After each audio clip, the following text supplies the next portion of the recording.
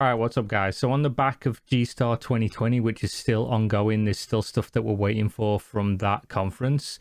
They have had a roundtable discussion with some Excel games developers, which of course are the people that make ArchAge, and they've been talking about ArchAge too. So this video is going to be all Google translated stuff from the original Korean article, so a lot of it's word soup and a lot of it is guessing at what they're meaning and speculating as to what they're meaning until we get like a real actual translated version of this. So take most of this with a grain of salt. Some of it's pretty easy to discern, but some of it isn't. And I will correct anything in a follow-up video as soon as it does get properly translated. So I'll go through what we learned from the article, and then at the end of the video, I'll just talk about ArchAge 2 and how I feel about the game in general and what to expect. So they start out saying ArchAge 2 continues the story from the original ArchAge, which was about cooperating and creating civilizations, and ArchAge 2 will deal with the story of discovering the far continent like a parallel world, whatever that means. They mention the 6 races in the first game and more races that were intended to be playable, so potentially more playable races in ArchAge 2. This sentence is super badly worded though with the translation, like this one in particular. They're aiming to strengthen the ArchAge franchise, developing in Unreal Engine for the most advanced focus on graphics and advanced appearance. This lines up with what we already know, that they are working on this game in Unreal Engine 5, so expect this game to look absolutely immaculate.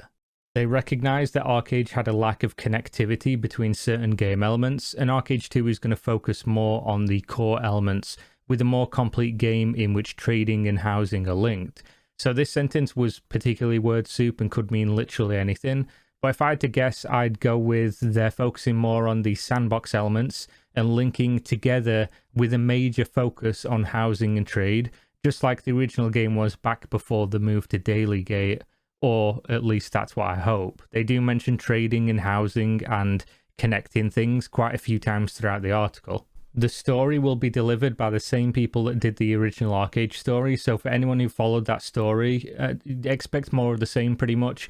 Personally, I didn't, so I can't say whether this is a plus or a negative, but they are discussing multiple ways to deliver the story content in a different style. So by this they mean potentially having players complete story quests independent to leveling. So basically have all progress split into different paths instead of story being told via quests, perhaps having players follow and play the story at any point in time that they want, or maybe once they reach a certain level, something like this. But I actually like this idea a lot. If you imagine, say, Final Fantasy XIV and how much the story infringes on the MMO aspects and vice versa of the leveling in that game, imagine if it was a separate thing that you just went off and did on your own time if you cared about the story, and it wasn't a requirement but also something the story focused people could do back to back with no limitations if they wanted to. They wouldn't have to do the MMO aspect as soon as they started the game if they just wanted to test out the story,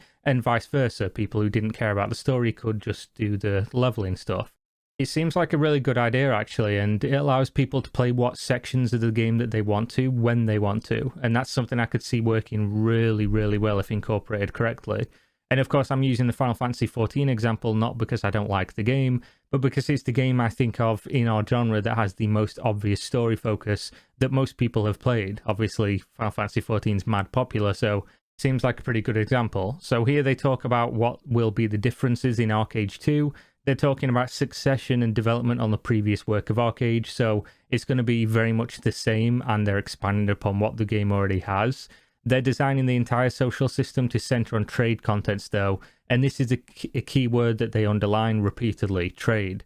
They like the idea of trade, and instead of giving or receiving money in pieces, it led to war, and that's why trade is the main content. So in terms of East versus West with the continents from ArchAge 1, this sounds like it will remain, since they talk about how it shows conflict and development in an area, and they also plan to keep the same housing system style, but promise to solve the problem of lack of houses in that system.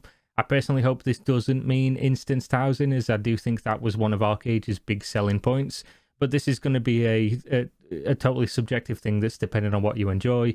A lot of people didn't like the housing system in ArchAge purely because they couldn't get a house, and it was so integral to the game. But at the same time, I am of the opinion that not everybody should have access to everything if it is powerful, unless it's literally like a requirement of the game, which it was amazing in ArchAge, but I don't think it was. But, you know, that's totally an aside. So this next sentence is purely word soup, but basically it says, due to trading and housing, there will be systems for players or forces, which may mean groups, guilds, or alliances, to manage areas with organization tools for creating a town. Perhaps production and creation elements for making stuff to sell or trade, since this is a game that combines trading and looting. So this sounds like player-built cities and towns, but, you know, that could mean literally anything with how they've described it and how Google's translated it. If it does actually mean player-made towns and cities, that's actually really cool, something the first game didn't do very well at all. And that is an expansion on that first system that makes total sense, plays into sandbox aspects, and that does incorporate into a lot of things they've already talked about here, with the conflict that trade creates and leaning more into the dynamics that the original game had. They mention the story again and cutscenes this time, so they want cutscenes like a real story game, but they don't want it to take away from the MMORPG aspect of the